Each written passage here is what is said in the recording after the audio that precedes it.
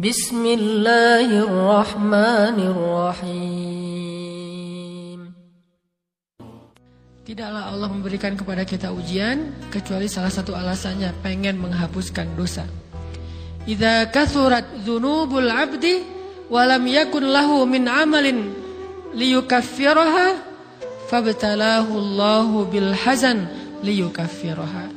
Kalau seorang hamba banyak dosa dan dia enggak cukup amal untuk mengkifarat dosa-dosanya, Allah akan menguji dia dengan rasa sedih, dengan rasa kecewa, dengan rasa berat, sakit hati untuk mengkifarat dosa-dosanya. Itu yang kita bangun. Sehingga kalau ada masalah sama orang lain, kita memperbaiki diri dulu.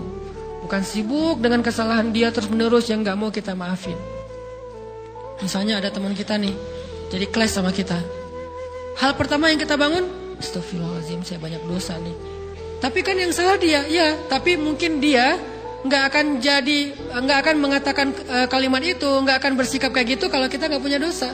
Allah sengaja mengutus dia untuk menguji kita lewat kata-katanya, lewat perilakunya, karena kita punya dosa. Jadi penyebab pertama diuji itu bukan teman kita yang salah, itu penyebab kedua. Memang dia salah, dan itu harus kita akui, realistis lah. Dia salah, dia nggak pas, dia nggak bijak, dia apa? Oke. Tapi yang mentakdirkan dia salah kepada kita, Allah Subhanahu Wa Taala. Kenapa Allah takdirkan gitu? Karena kita masih punya banyak dosa. Allah kirim kita ujian, bisa manusia, bisa alam, bisa dalam diri kita sendiri. Itu semuanya adalah cara Allah untuk menguji kita dan membersihkan dosa-dosa kita. Ini yang kita bangun pertama. Yang kedua, kata Nabi di dalam hadis Bukhari, "May yuridillahu bihi khairan." Yang terkenal kan yufaqihu fiddin, itu yang terkenal. Ternyata ada dua modelnya. Ada may yuridillahu bihi khairan yufaqihu fiddin. Siapa yang Allah pengen kasih dia kebaikan agama, kebaikan, Allah akan buat dia mengerti halal dan haram. Itu berarti Allah sayang sama dia. Ini satu model hadis. Ada model yang kedua, mirip redaksinya. May yuridillahu bihi khairan yusib min. Hadis Bukhari. Siapa yang Allah pengen ngasih dia kebaikan, Allah uji. Hah? Kok gitu caranya? Ternyata kayak gitu rahasianya. May yuridillahu bihi khairan, may yuridillahu bihi khairan. Siapa yang Allah pengen ngasih dia kebaikan, Allah kasih dia musibah atau ujian. Kenapa bisa seperti itu, Ustaz? Fa inna ma'al usri yusra, inna ma'al usri yusra. Seolah-olah Allah bilang di dalam ayat itu, kalau kalian mau dapat kemudahan, biasanya lewatnya kesusahan dulu. Kalau kalian pengen dapat keberuntungan, biasanya dapatnya kerugian dulu. Tapi keberuntungan dan kerugiannya pasti gak sebanding. Keberuntungannya jauh lebih besar daripada kerugiannya. Kerugian itu kayak modal doang, DP. Jadi kalau kita mau dapat kejutan dari Allah, Allah kasih kita DP. DP-nya apa? Ujian. DP-nya musibah. DP-nya rasa gak nyaman. Itu DP tuh. DP terhadap apa? DP dari Allah terhadap hadiah-hadiah besar yang Allah pengen ngasih ke kita setelahnya. Cuman banyak orang yang menolak DP ini. Sama kayak kita misalnya. Kalau kita mau ngasih dia hadiah, kita kasih dia kayak kejutan dulu. Dia lagi ulang tahun nih, disiram air dulu. Setelah itu dikasih hadiah-hadiah yang mahal. Rela gak disiram air demi hadiah? Rela, udah siramin lagi aja. Kalau setelahnya ada hadiah. Yang kita gak rela, kalau setelah disiram disuruh bersih-bersih sendiri dan gak dikasih apa-apa, kan gak rela tuh. Berarti ini bab iman. Yakin gak kalau Allah tetap ngasih hadiah? Kan sabar dan iman itu ternyata tahu aman, kembar. Kalau kita yakin Allah ngasih hadiah setelah ngasih kita DP ujian, ya kita akan sabar. Gak apa-apa deh, bentar lagi mau dikasih hadiah, digini-giniin juga gak masalah. Dibully, diapain sama Allah, biarin aja. Ya Allah saya sabar, kan bentar lagi mau dikasih hadiah nih. Ini masalah yakin. Tapi kalau kita gak yakin, apa sih maunya Allah gitu kan? Begitu kalimat ini keluar, maka yang muncul setelahnya adalah mengeluh, berputus asa, dan gak akan sabar menghadapi ujian. Ujian, kata Nabi, may yuridillahu bihi khairan. Siapa yang Allah pengen kasih hadiah, siapa yang Allah pengen kasih kejutan, siapa yang Allah pengen kasih pertolongan, siapa yang Allah pengen kasih kebaikan, yusib min. Allah akan uji dia dulu. Ini sunnatullah. Sehingga kalau kita lagi diuji, yang kita lihat jangan ujiannya, apa setelah itu. Gimana ngelihatnya Ustaz nggak kelihatan? Dengan mata hati. Istafti qalbak, tanya kepada hatimu, kelihatan nggak? Dengan mata hati. Gimana ngelihat dengan mata hati? Dengan iman. Saya percaya Allah pasti ngasih kebaikan setelah ini. Orang Allah sendiri yang ngomong, nggak ada satu huruf pun di Al-Quran yang salah, apalagi satu ayat, apalagi 2 ayat. Fa inna ma'al usri yusra, ditegesin lagi, inna ma'al usri yusra. Tapi usr dulu, baru yusr. Dikasih kesusahan sedikit, dikasih kemudahan yang banyak. Dikasih kesusahan sedikit, dikasih kemudahan yang banyak. Ini yang kita coba bangun, tajdidul iman, bangun memperbarui yakin. Sehingga ketika kita diuji, sedih, wajar. Mengaduh sedikit, bukan mengeluh ya. Kalau mengeluh kan nyalahin Allah. Kalau ngaduh, yang namanya orang dicubit kan, itu ngaduh. Tapi kalau, apa sih maunya Allah? Nah itu ngeluh.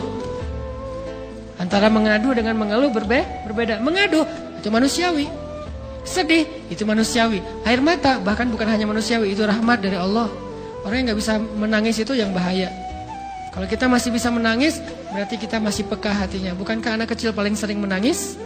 Berarti hatinya peka. Siapa lagi selain anak kecil yang paling sering menangis? Cewek. Cowok itu emang gak punya perasaan, makanya jarang nangis. Cewek dikit-dikit nangis. Jangan bilang, cemen banget sih nangis, cengeng apa. Enggak, karena dia perasaannya lebih peka dari kita. Itulah kenapa Allah menitipkan bayi kepada perempuan. Kalau dititipin ke laki-laki, hancur. Di balik kepekaan perempuan, di balik sensitifnya perempuan, di balik perasaannya yang luar biasa, di situ Allah Subhanahu wa taala menitipkan amanah, dia yang paling baik dalam merawat bayinya. Perempuan secara umum mungkin lebih banyak bicara daripada laki-laki ya. Walaupun ada orang yang perempuan pendiam banget, ada yang nggak ngomong sama sekali, misalnya diem-diem aja, ada. Tapi secara umum perempuan lebih banyak berucap daripada laki-laki. Emangnya ini kekurangan? Bukan. Ini kelebihan. Kalau dia berikan itu dalam hal yang tepat. Apa yang tepat? Mendidik anak. Justru karena perempuan banyak ngomong, lebih baik dalam mendidik anak daripada laki-laki. Laki-laki itu kurang mendidik, kurang mengedukasi kepada anak dengan usia tertentu, karena dia jarang memahamkan. Salah hanya marah, salah hanya ditegur. Kalau ibunya jelasin, gini sebelum tidur ibunya yang ceritain banyak cerita. Saya sendiri ngalamin. Sering mana seorang ayah sama ibu interaksi sama anak dalam bentuk verbal. Sering ibu. Jadi menangis itu rahmat dari Allah. Gak apa-apa, nangis saja. Dan itu tidak disebut mengeluh. Kamu kok nangis sih? Kan orang Islam harus sabar. Emangnya nangis dengan sabar itu bertolak belakang? Sabar tetap sabar. Ya nangis jalan aja terus nangis. Nangis pakai nangisnya nggak cuma nangis doang, emotikonnya juga nangis, berderai-derai gitu. Sampai air matanya menggenang gitu kan ya. Boleh lah. Ditambah lagi dengan visual menangisnya, posting bahwa dia lagi tertusuk duri dengan postingan kaktus atau apalah. Dia pengen share ke semua orang bahwa saya sedang sedih. Sehingga nanti ketika ada orang yang menghibur dia dengan sedikit kata-kata yang sabar ya segala macam, makin berderai-derai. Itu belum jadi. Kecuali dia keluarkan kata-kata mengeluh, baru dia disebut orang yang banyak mengeluh, berputus asa. Kalau mengaduh, wajar. Walaupun ada nabi udah diuji berat gak mau mengaduh, apalagi ngeluh. Zakaria digergaji, mengadu aja enggak.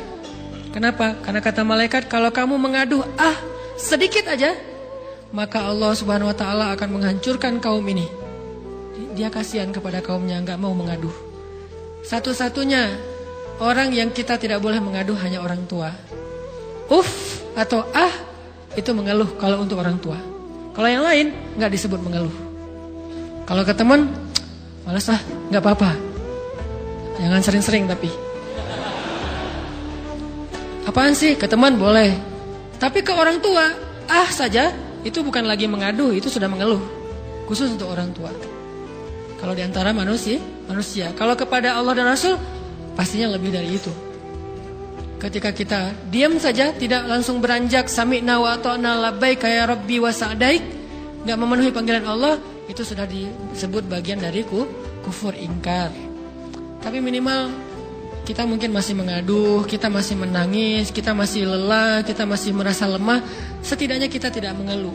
Kenapa? Kita percaya Allah kalau mau ngasih hadiah kepada hambanya, DP-nya. Dan yakinlah hadiahnya minimal. Karena nggak ada amal soleh yang dibalas di bawah 10 kali lipat tuh nggak ada.